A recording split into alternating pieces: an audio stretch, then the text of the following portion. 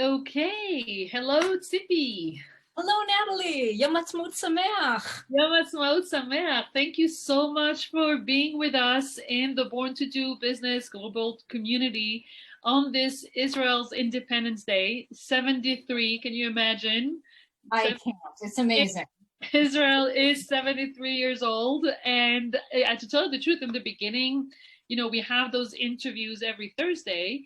And in the beginning, when I saw that Yom Ha'atzmaut was falling on a Thursday, I said, oh, I'll just cancel the interview.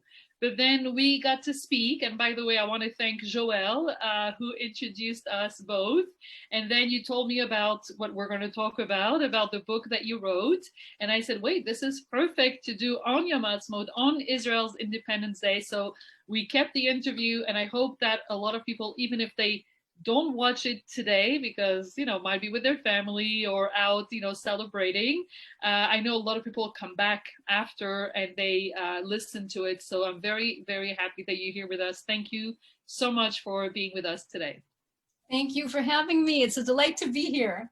You're very welcome. So let me start by reading your bio so that everyone knows about you, and everyone hears what you've done and why you were the perfect choice. You are the perfect choice to be interviewed today. So Tzippi Moss is a certified life coach, a medical coach, and a psychotherapist with over 30 years of experience working with both individuals, couples, and groups. She uses solution-focused tools such as positive psychology, EMDR, EFT, imagery, and dream work, and grief trauma release, along with other effective mind-body methods.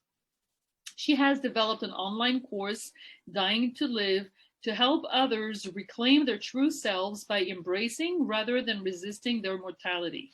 Her mission is to help her clients unlock their creative gifts and remember how powerful they truly are. She supports each person to become an inner alchemist. Do we say alchemist? We say alchemist. Yeah. Alchemist. Yeah. Who can transform challenges and adversity into opportunity, change, and growth. And Tzippy literally believes in walking her talk. Tzippy wrote a book, Angels and Tahina, 18 Lessons from Hiking the Israel Trail, which was named one of 11 books from Israel that can change your life. She wrote this book after she backpacked 1,000 kilometers with her husband and her 18-year-old son over a 2-month period to raise funds to find a cure for the neurological killer ALS, the disease that took the life of her beloved mother-in-law. From pine-covered hills to sawtooth deserts, she battled flooded rivers, scorching heat, and soul-sucking mud, unsure if the journey would make or break the family. The people and landscapes taught us core life lessons for both the body and the soul. And now everyone knows why I thought that you were the perfect choice for Yom Ha'atzmaut. So I have to tell you, whenever I read the bio, there's always something that, intrigues me. And I always start with that question because I've been told by people who listen that this is the same question they have too. So apparently, if someone has a question, then everybody else has it. And so my first question to you is, unsure if the journey would make or break the family. So before we even go into why you started, this trail, why you went on it, you, your husband, your 18-year-old son, and then this happens, right? Make or break the family. So can you tell us, or give us an example of what does it mean that this trail can, break or make your family? That's really intriguing. Well, that's a great question, because over and over again, when people read the book, they say to me, wow, you were really honest about not just the physical challenges of doing the trail, but the challenges of doing it with your family. Because I do believe in being transparent and telling the real story, including the tough stuff. So imagine being together 24/7. And initially, we thought it was going to be my husband and myself in a very small 3-person tent because our son said that he wanted to sleep outside under the stars. But the reality is there are bugs and the weather isn't good and it can get cold or it can get hot, it can rain. So very soon, almost from the beginning, the 3 of us shared this little tent. Oh my God. Say no more. So I want all the women out there, because I know a lot of your audience is women. Can you imagine not just my smell, but the smell of 2 men who have been hiking all day long? This is just one example where you don't, shower daily.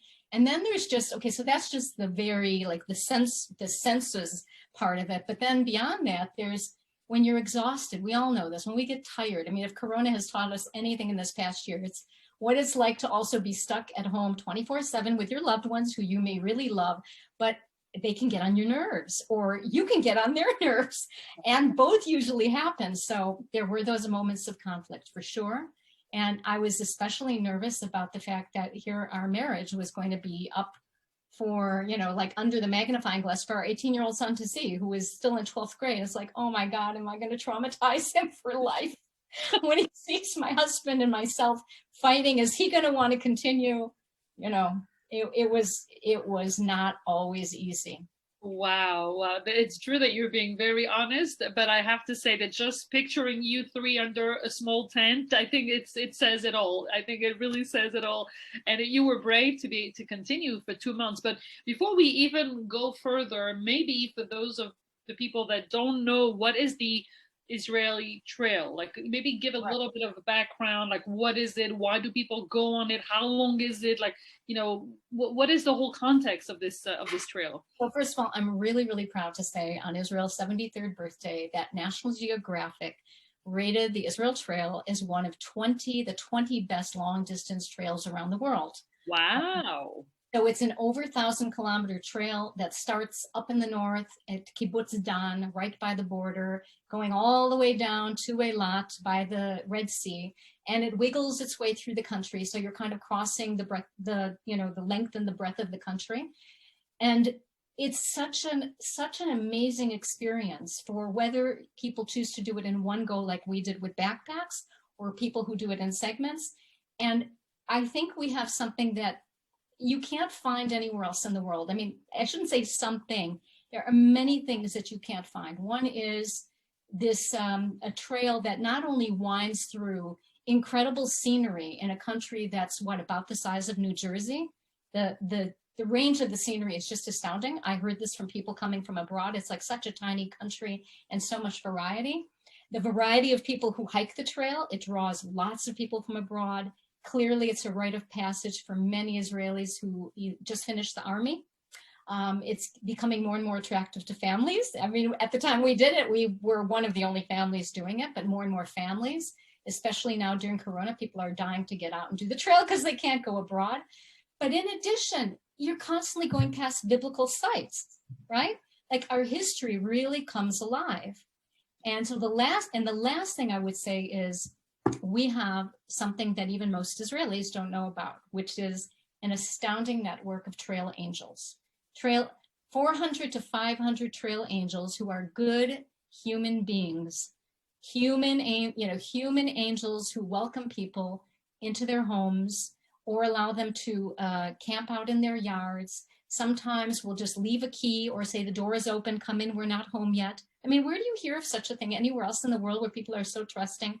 Let you take a shower, take food out of the refrigerator, or prepare you a meal.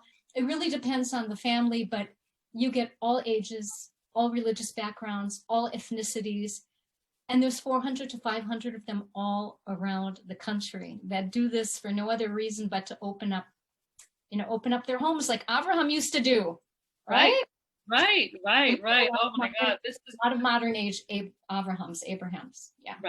Right, and this is really representative of our country and our people, right? It's the diversity of the sites, the diversity of the people, the hospitality, and the people young and older, wanting to also take on this challenge. So you spoke really quick about the physical challenges, but I mean, 2 months walking, maybe not all day, but a good part of the day. Many hours a day. Many hours. So, and you spoke about the challenge. You said that it taught you core life lessons for both the body and the soul. So can you share the lessons that it taught you for, not only the physical challenges, but how is it becoming a lesson for the soul? Okay, so, I was wondering whether we have time to do this. There's one of the really important lessons was to choose an exciting destination, okay?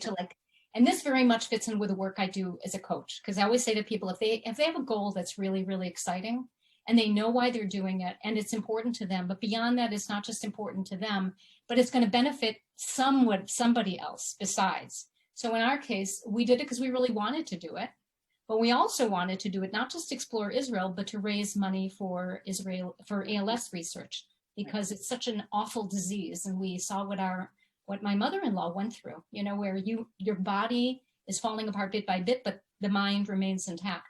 So I can tell you honestly that if we hadn't had such an exciting destination, meaning this really clear, awesome purpose of hoping that by raising funds, and our goal was to have people adopt kilometers and pay us, to pay us money per kilometer. The hope was we asked people to donate $36 per kilometer so we could raise $36,000. Wow. Yeah. So one of the most important lessons is know why you're going to do something and have that purpose very clear in your mind. And I think that's also the story of the state of Israel. Here we are celebrating 73 years. It seems like it's kind of an impossible dream. If you had said to anybody back in the days of the Holocaust that there is going to be an independent Jewish state, nobody would have believed it. Even in the middle of the Independence Day War, nobody would have believed it. But that was important to us, right? We knew our survival was at stake. I knew why I wanted to do the trail. My husband and son knew why we wanted to do the trail. So the first message I would say is know why you want to do something. But beyond that, there's 17 other lessons. There's actually 18 lessons in the book. Right, which is the title of the book. Right. Yes. And but if we just stay on this one, I think that it's really very interesting, because we often say then that when we don't have the motivation to do something, it's because we lose sight of the goal, right? And so it's really about being always connected to that goal. And would you say that if you didn't have this overarching goal, which was raising money for research for you know the sickness and this illness to solve this, would you say that it would have been more difficult to achieve? Do you see it? Far more difficult. I'm wondering if I can share with you one short little paragraph Sure. from the book. Sure. Okay. Let me see if I can find this for you. Hold on a second. You know, I always say like this. I'm going to just share this tiny little piece. This is at the end of a chapter called Use Hiking Poles, okay? Because honestly, that's another lesson. I literally would not have been able to finish the trail without my trusty hiking poles.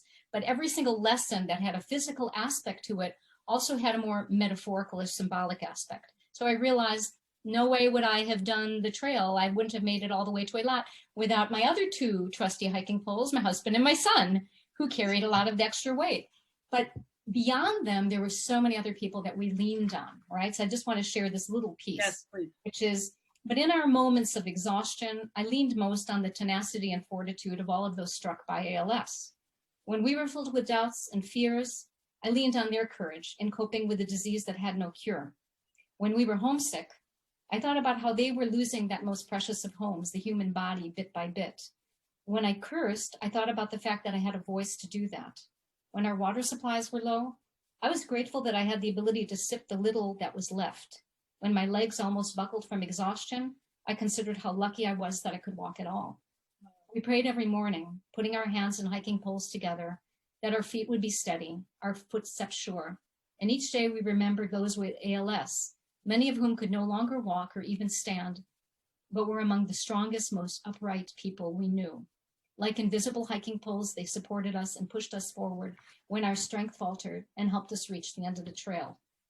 Wow. Wow. That is so on the, you know, it's like so symbolic of our life journey, which is what you do, right, in your life coaching work. And I just want to say, before we even go into your work, that if you liked what you just heard and what Tzippy just read, you also have an announcement to make, that today at 6 p.m. there is a big surprise for people who want to continue reading that story. So please share, because you know, we just want to continue reading. Oh, thank you so much, Natalie. So I'm starting at 6 p.m. right now. In other words, it's already started, 6 p.m. Israel time. For those of you in other parts of the world, you can do a time conversion. Amazon countdown sale on the digital book, on the ebook. So you can get it today, starting at 6 Israel time. beginning at $1.99, and every couple days it'll jump, and it's going to be going on for 1 week, the countdown sale. So, and this is for Yom Ha'atzmaut, right? You did that. yeah, absolutely. So I'm so happy. This was another reason to interview you today. And for whoever just heard your paragraph, the short paragraph that you read, if you're interested in reading more, then Tzippy will put the link of the Amazon, and just take advantage of this amazing promotion. You don't even have to make a gift for our community members, because this is already an amazing gift that everyone can enjoy.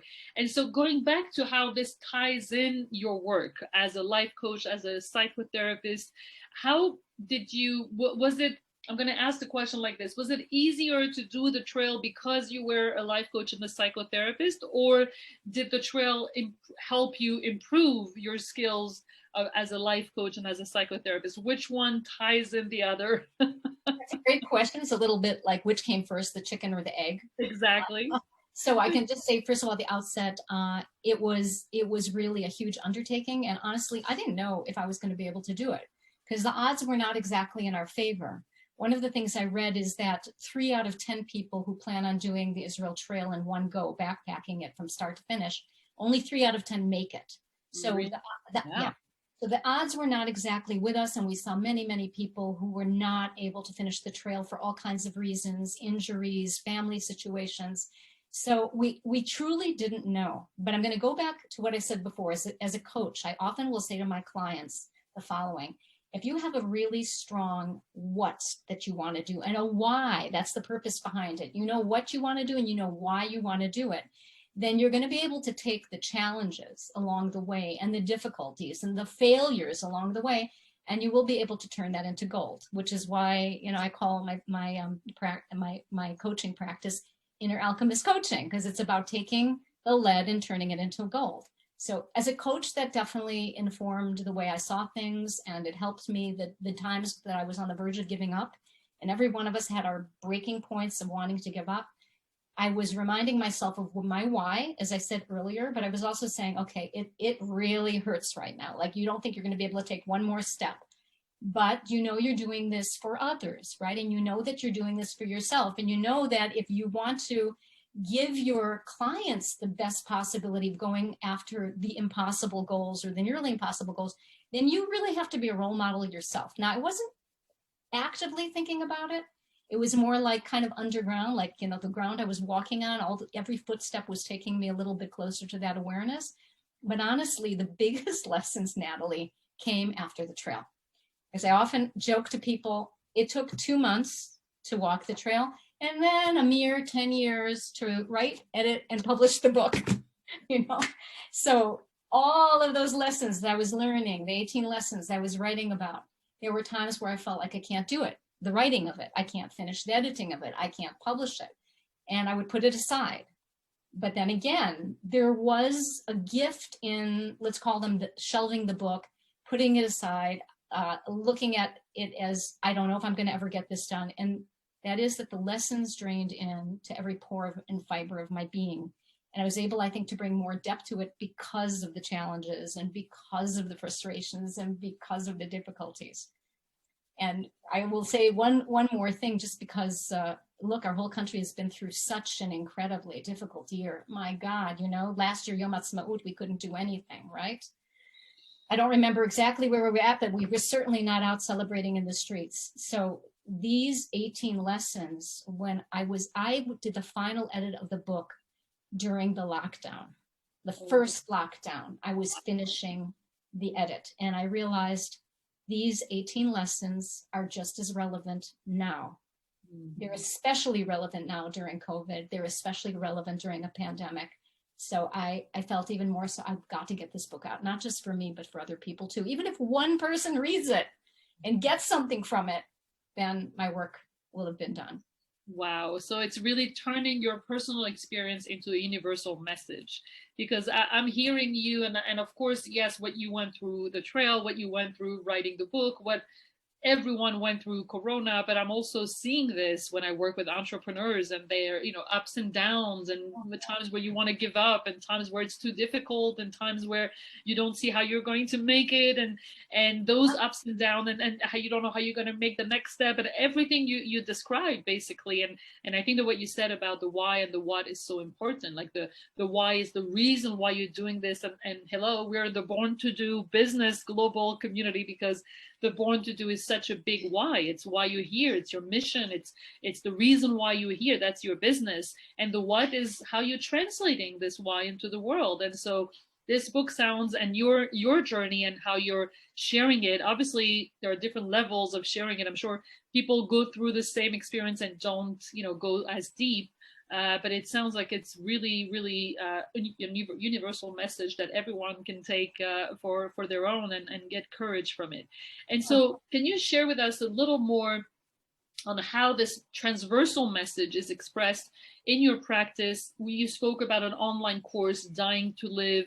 How is it connected? How is it connected to your practice? How do you work? I know a lot of people, that are watching and listening, I'm sure are also, wondering, so what does she do? How can I, get in touch with her? How can I work with her? What's her online course? So I would love for you to share more on that. I'm happy to. So first of all, from the time I think I was very young, I realized that dreams are extremely important, not just our nighttime dreams. That's what I realized as a kid. But then as I got older, I realized our life is a waking dream as well, and we get to decide what that is. So one of the things I love doing with people is having them look at the fact that they really are the creators of their own life, and that everything that's happening in our life, even the biggest challenges, even the things that seem like terrible hits and terrible blows, because I work with so many people, honestly, who have lost something important. They've lost a loved one, they've lost a job. These are some of the main people I work with. They've lost their voice, their ability to, I don't mean their physical voice, their ability to express themselves. They've lost their sense of self.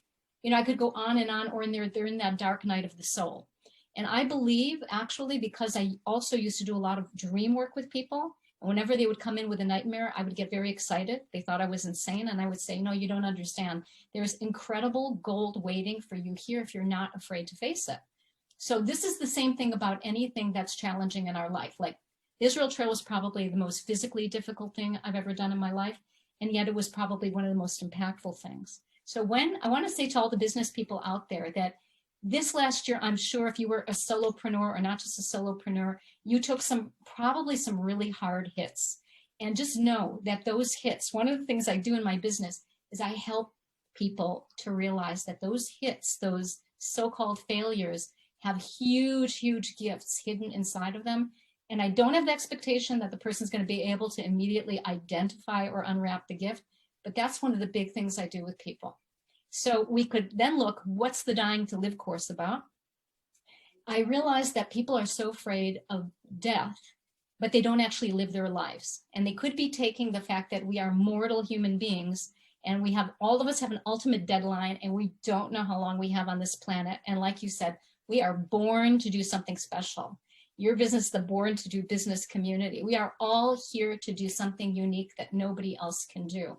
And if we become more aware of that deadline that's looming for all of us, who knows when, then you get to live your life in greater integrity and in greater alignment and with more play. Ironically, you look at people who are facing death, and if they still have physical bodies that they can work with, right? And they're not in terrible pain, sometimes you see a real lightness of being about them because they don't care anymore what anybody else thinks, right? They're just saying, I'm going to enjoy every moment. I'm going to do all the things that I was afraid to do. I don't want to go out of here with regrets. And I thought, why do we have to wait until we're facing a terrible illness? Like, why not do this when we still have our faculties and our physical energy about us? So that's why I decided to start the Dying to Live course. Wow. And then, yeah. And there's one other thing I wanted to share as well with the community, which is, I recently did some training in a program called Positive Intelligence, because all of us are dealing with saboteurs, right? These patterns in our head, these habitual habits that we get into that tell us either you can't do that, or you're not deserving, or it's too hard, or nobody's going to listen. I could go yada, yada, yada. There's just so many variations. I've got to get it just right. And if I don't get it right, then I can't. because people will judge me for that. I'll judge myself. So that's the other piece of the work that I do, is helping people identify and intercept those patterns so they can really live, you know, like we're all dying to live instead of living to die. Right. Right. That is so true. That is really, really so true. Wow. Tzippy, I think that this is such an inspiring interview, and you've shared with us so much interesting content on Israel, on your journey, on how you help your clients and how you help them. But not only, you know, with knowledge. I think your experience, your journey, like you said, you're really walking the talk and talking the walk. You're not just, you know, just sharing some theory or using some tools. It sounds like it's really, really from who you are, coming from the inside. So yes, please go ahead. I wanted to share one more thing specifically for all the business people in your community Yes, out there, because I think that one of the things publishing the book has taught me is about daring and not being afraid to ask, and not being afraid to put yourself out there, and being more playful about it, not taking it so seriously. Because I have to tell you, if somebody had said to me, I made Aliyah in 1979. How long have you been here, Natalie? 2004. Okay, so I've been here a lot. You know, you've been here, it's going on almost 2 decades, and I've been here, wow, like over 40 years, right? Right. I have to say that if somebody had said to me back in 1979, this is about the importance of let your life unfold magically and dare things. Because if somebody had said, you're going to hike the Israel Trail one day, I would have believed it. And if then somebody had said to me while I was hiking the trail, you're going to write a book about your experiences, I wouldn't have believed that. And then if somebody had said to me, and your book is going to end up on a list of 11 books that can change your life from Israel, no way would I have believed that, right? But there were things that I did all along the way to open up opportunities and not get upset if the opportunities didn't come to fruition. And the last one was, and this really, really got me, like here is an Ola back from 1979, is that Nefesh B'Nefesh, which is a nonprofit organization that helps people immigrate to Israel, is putting the book in the welcome bags for the old that are coming now during Corona. I would never have believed that. Now, I took action to try to make these things happen. Like I dared. I had to dare. So I want to say to every business person out there, don't take yourself so seriously. Be playful. It's okay if people say no to you. A lot of people are going to say no to you, but some people will say yes. And the yeses that you get are going to blow your mind. Wow, I love this. I really do. And I think that this is such a great lesson, because we never know. We never know. Like you say, you have to do what you have to do and take the next step. That's what I say to my clients, to always just take the next step, take the next step, be aligned with your why, and then things you don't believe really happen. And you're a great example of that. So thank you so much for sharing this with us today. And I'm going to remind everyone that Tzippy will go and put the link on the of the Amazon. You said it's a countdown, right? The Amazon countdown Right. that is starting today, and so you'll be able to get the book. And I'm sure that Tzippy will be able to put also her contact details, so that if you want to contact her to see how you can work with her, if you know anyone who would be interested in working with her, then I'm sure that we can put you in contact in the comments below. So thank you so much. Yom Ha'atzmaut Sameach. Dam lach to you too, Natalie, and thank you so much for having me here on your program. It was so much fun to talk to you today and to celebrate. I know, it is. Together, I loved it. Best way to spend Yom Ha'atzmaut. So thank you so much, and I'm sure we're going to hear from you again. Thank you so much, Tzippy. All the best, Natalie. Take care.